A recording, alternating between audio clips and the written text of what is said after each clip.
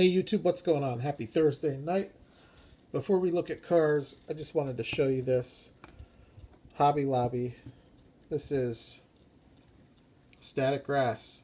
$13 marked down to $3.24. Lightweight hydrocal. $14 marked down to $3.50. The houses were $7 marked down to $1.50.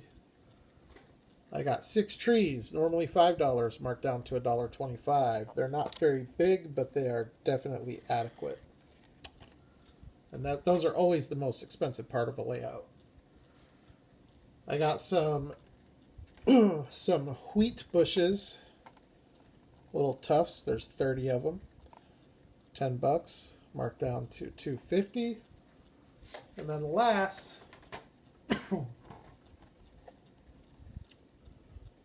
some hedgerows, $10, marked down to $2.50. So if you're going to be doing a layout, check your Hobby Lobby. I just got $100 worth of stuff for $18.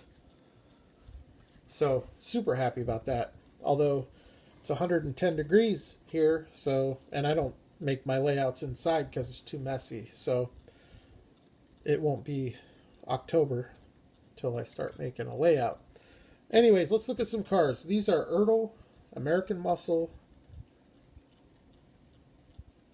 They're all Ertl toolings. There are 3. What do I have? 9, 1, 2, 3, 4, 5. Yeah, I have 9 of them. 3 of the 9 are Ertl toolings, but released under Racing Champions. This is one of those cars. These cars have opening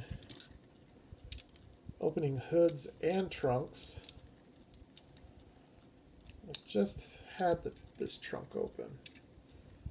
Wow, for some reason this trunk likes to spring itself closed, but this is one of the Racing Champs re-release under round 2.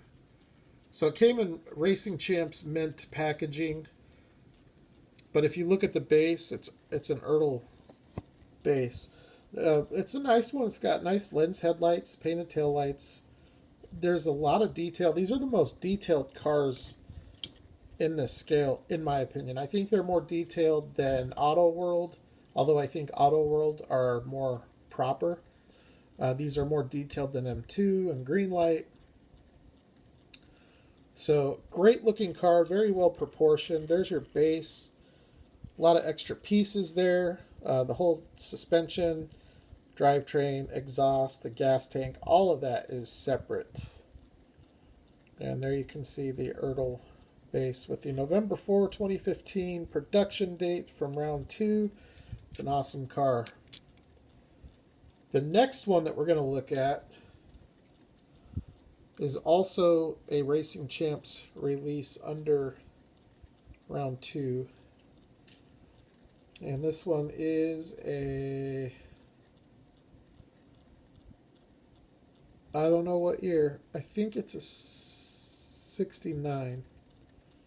1969. Wow, it's dusty. It's a 1969 Dodge Charger Daytona. For some reason, this was the hardest one to find. Really tough to find. And I got lucky. Champion DJK had an extra one, and it's nice enough to send it to me. Because this is one I could never find.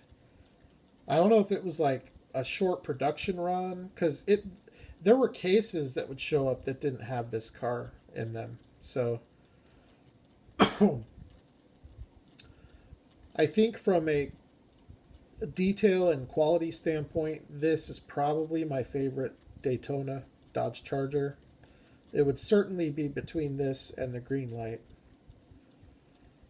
Although I have to admit, the M2, the auto drivers tooling, M2 has 2 toolings. They have the opening door tooling and the one that doesn't have opening doors.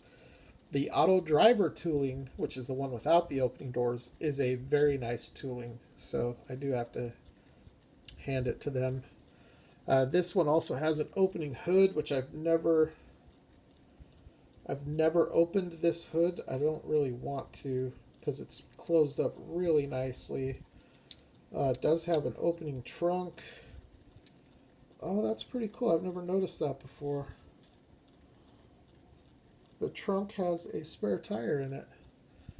I know my camera won't pick it up, but it is in there. The wing is in the way, but another very cool casting. The thing with round two is every Johnny Lightning car and Racing Champions car that they re-released, they put their touch of detail on these castings, and I think all of these are some of the nicest that they've ever been. I think these two cars compare with the Ertl castings from back in the day, which featured a ton of detail, as we're going to see here. The last one that was not an Ertl release is this one here.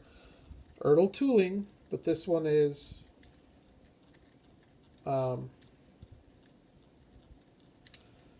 this is also a Racing Champs release, although this was pre-round two. This goes back to, I think, 2000, the year 2000. I don't know who it was back then. I don't know who the proprietor was, but they still did a great job. I mean, pretty much the same level of detail. The engine is pretty spectacular.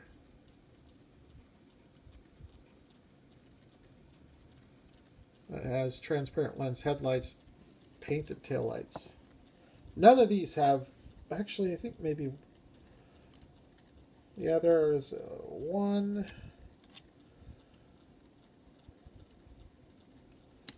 I think it's just one of these. Yeah, just one has lens taillights.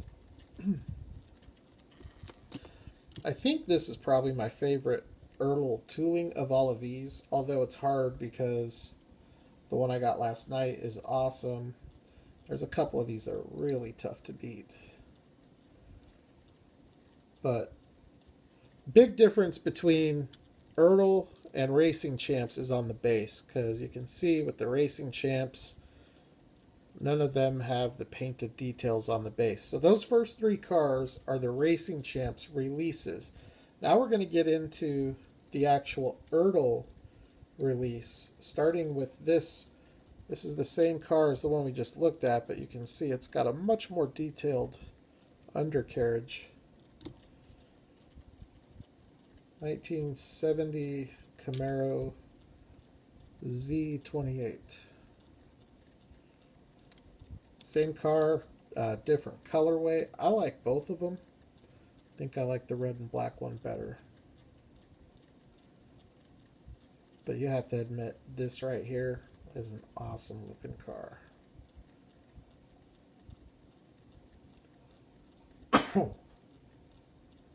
I detailed the mirrors on this one, so you're not going to see that on, if you were to buy this car. I'll let it spin around one more time, see if I can get it. But the chrome pens from Hobby Lobby, you can just add little subtle details like that. I don't think it's going to show it.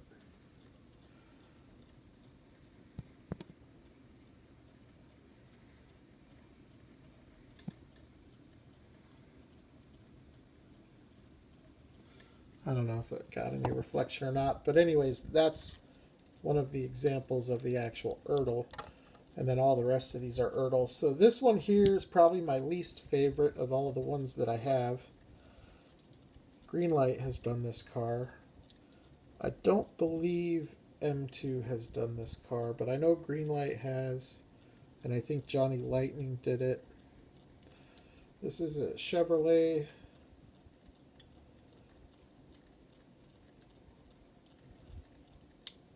1965 Revell.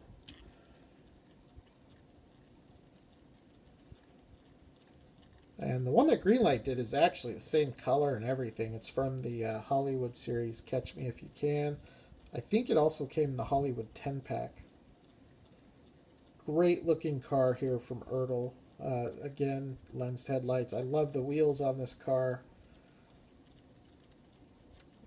Great detail with the side view mirror. Only the driver's side has the side view mirror, which is accurate to the actual car. Great lines, great stance. Very well proportioned. Only thing that might look a little goofy is that side view. It just seems kind of bulky. You know, they look really good on the Camaros, but I think this one, we'll let it spin around one more time so you can see what I'm talking about. I think this one just seems a little bit off. Other than that, I think it's an awesome looking car. And a lot of detail on the bottom.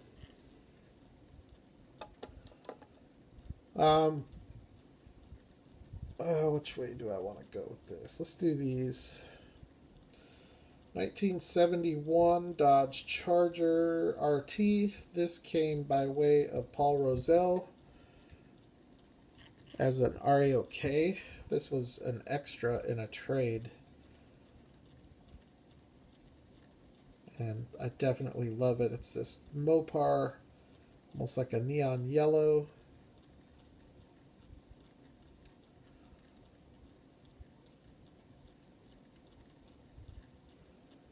This one, the side view mirror looks kind of goofy too. I'd almost rather just not have the side view mirror with 1:64. I know a lot of people like them, but for me, it's like the opening doors.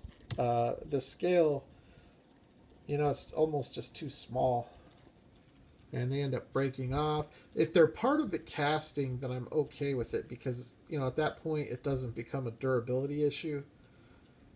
But as extra pieces, I don't like it. Great engine detail. Mopar orange engine block. A good example of that, you guys, not to go off subject here, but this green light tooling, the Fox Body Mustang, these side view mirrors are part of the tooling, so you can ding them up and bang them, and you're not going to break anything. But when it's a separate piece like that, where a small bump might break it off, that I don't like. This car is almost the exact same color as the Ford Falcon. Little, just a smidgen different.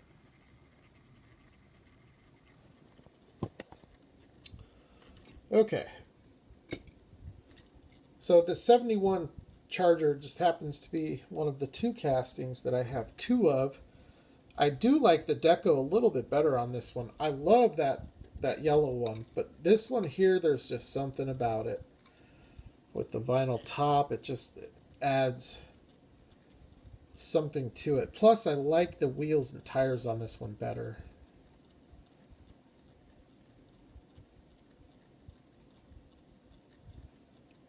To me, that looks awesome.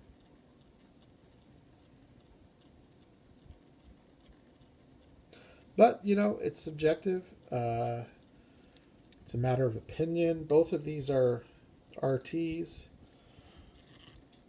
Do a side by side, and then you guys can decide which one you think looks better.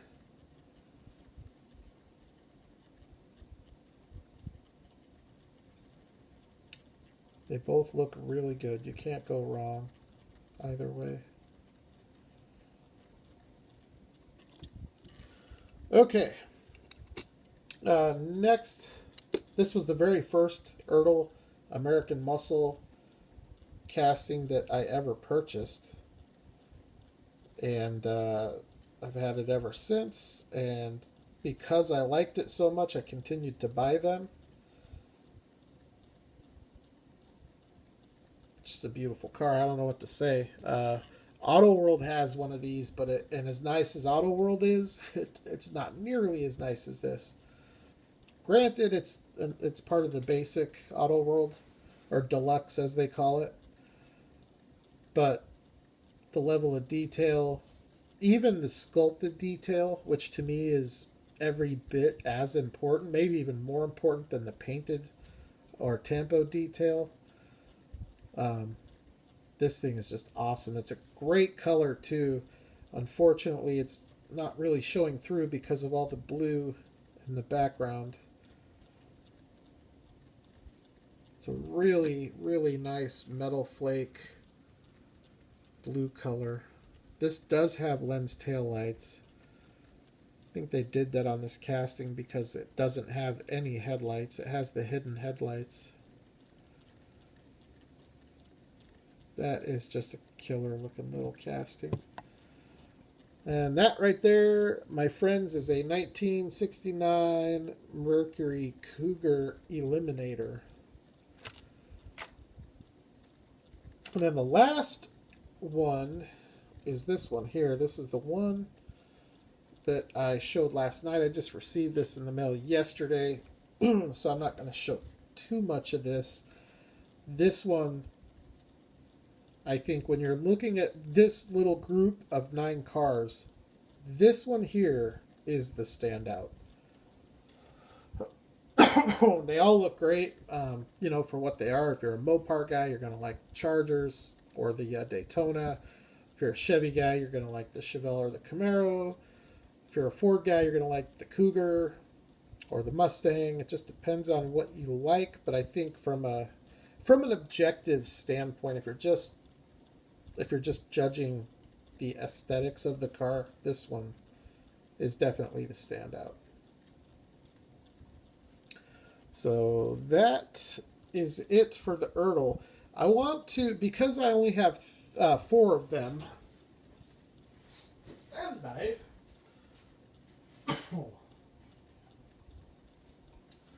Anyways, because I only have 4 of these cars, it's another brand from that same era that I call the Forgotten Brands. And there's a couple of them. There's Ertl, and then there's this brand, which is Revell. Now, Revell, or Revell, however you want to say it, I don't actually know the correct pronunciation, but because there's 2 L's on the end, to me it should be Revell. They're not nearly as detailed as the Ertl cars, but they're very well sculpted. They're very well proportioned. Every one that I've ever had has had a really nice stance to it. Excuse me. And they do some relatively unique castings like this 2nd gen Mitsubishi Eclipse. I don't know any other brand that did a 2nd gen Eclipse in this scale. And is it fantastic? I don't know if I'd say it's fantastic. It's a great little tooling though. It does get you a lens tail light. Got the super big fin on the back with the chrome exhaust tip, rubber tires with tread, opening hood,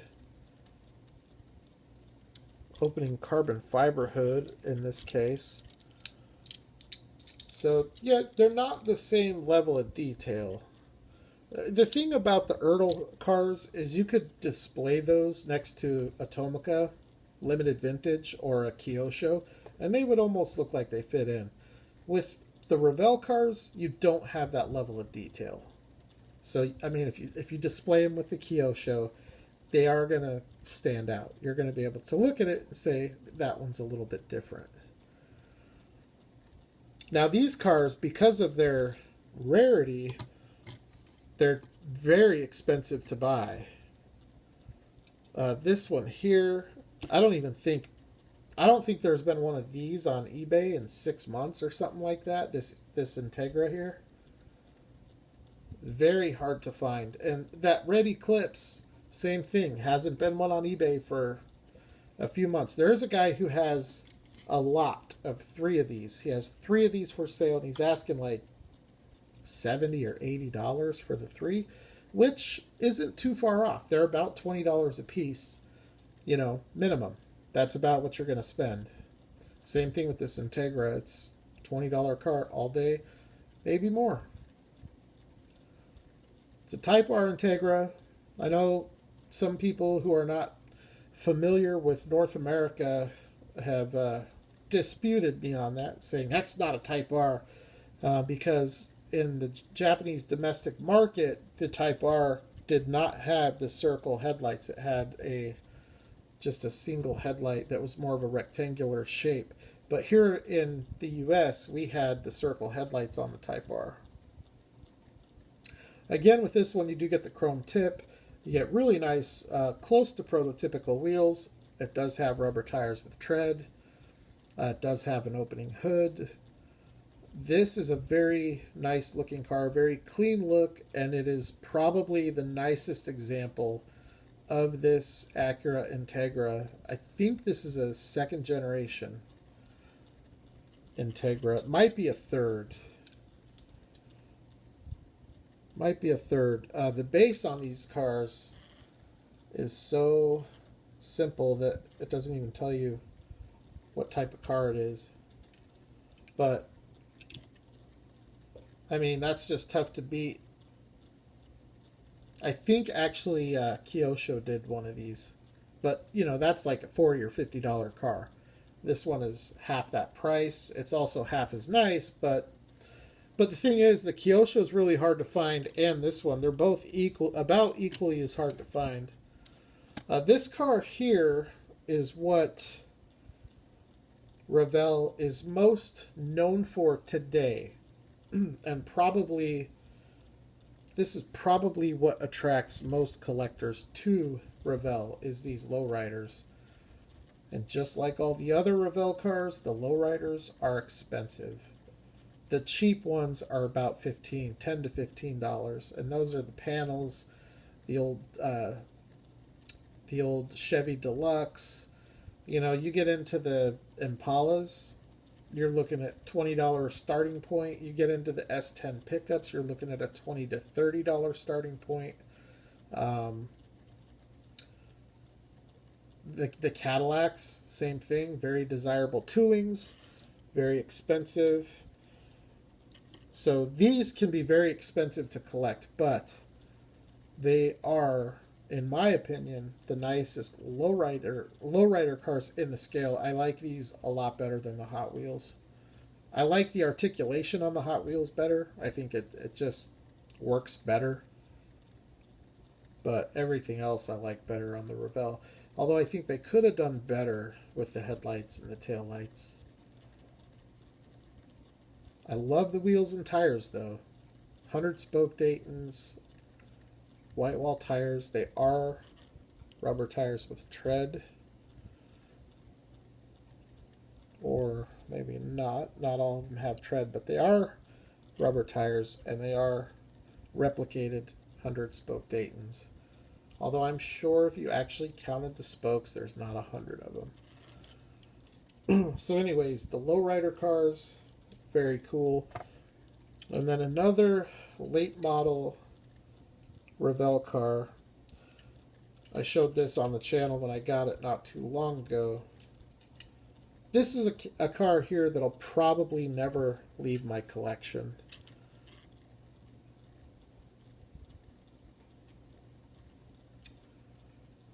Not sure what year this is. It's either a 95 or a 96. I think it's a 96. And, you know, when you see this car in person, it's almost impossible to appreciate the Johnny Lightning tooling. It just shows you how bad that tooling actually is. It's got a nice silhouette, but it's way too narrow. The proportions on it are just way off. This thing here is on point. This was a larger car than the Crown Vic, and if you set this next to a Greenlight Crown Vic, proportionately, it's like spot on. It's a little bit longer, a little bit wider. The only thing I think that could have done better is a little bit more trim detail and prototypical wheels. They did do a model, though, that did have prototypical wheels. It's impossible to find. When you do find it, it's about $80, maybe even more. This one here is about $30. But it does have lens headlights and taillights. It does have all of the Impala trim. It does have an opening hood, although the engine leaves a lot to be desired. There is nice sculpted detail in there, but because it's all black, you're not going to see it. But still a really cool car.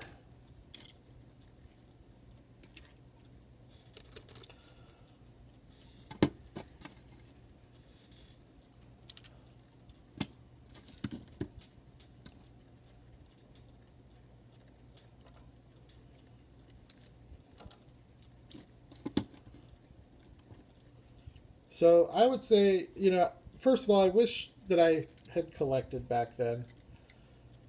I regret that I didn't.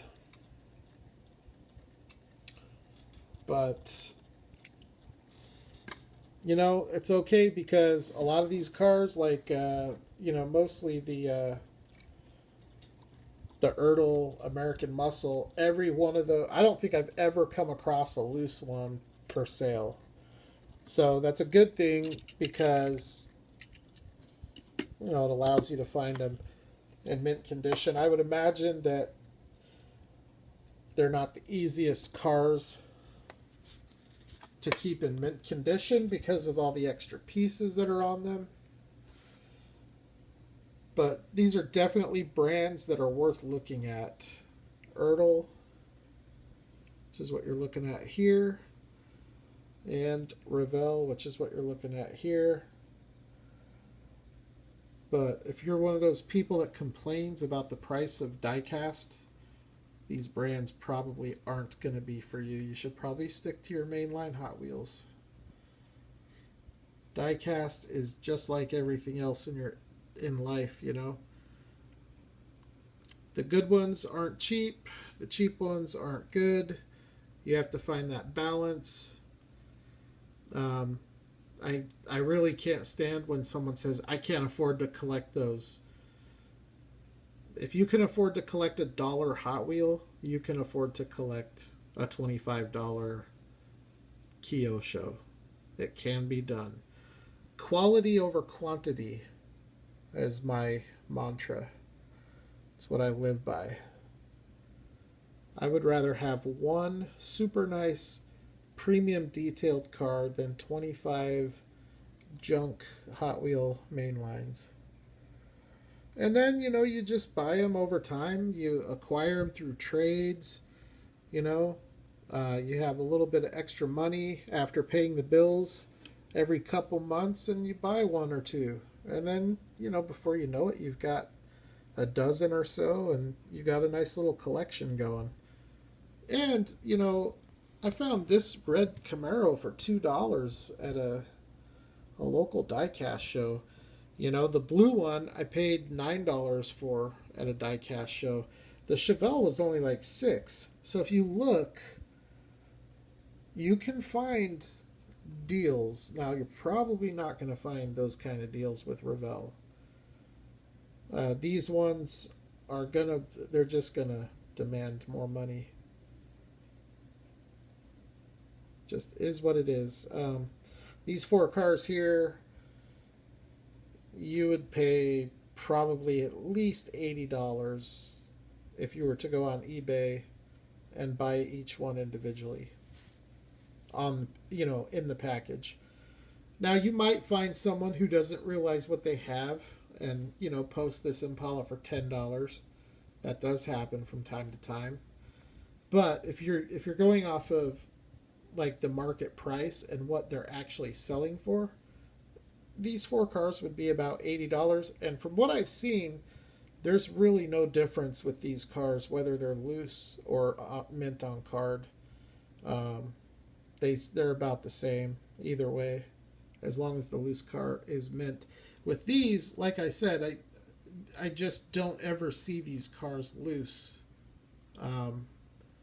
For sale, anyways. I've never seen them for sale loose. Not on eBay, not at the antique mall. Now, I'm sure that I could go on eBay and find some loose ones for sale. I'm sure with these it probably would affect the price a little bit, but with the Revells it really just doesn't seem to matter. But two brands you should definitely look out for. Another honorable mention that I'm not showing in this video is the Fresh Cherries. A little bit disproportionate on the toolings, maybe a little bit out of scale, but very nicely detailed, and they do some very cool castings, so those are definitely worth taking a look at as well. But other than that, I'll probably wrap it up. So thanks everybody. Have a good Friday. Let's get this week over with and get on with the weekend. Happy hunting. I will holler at the next video.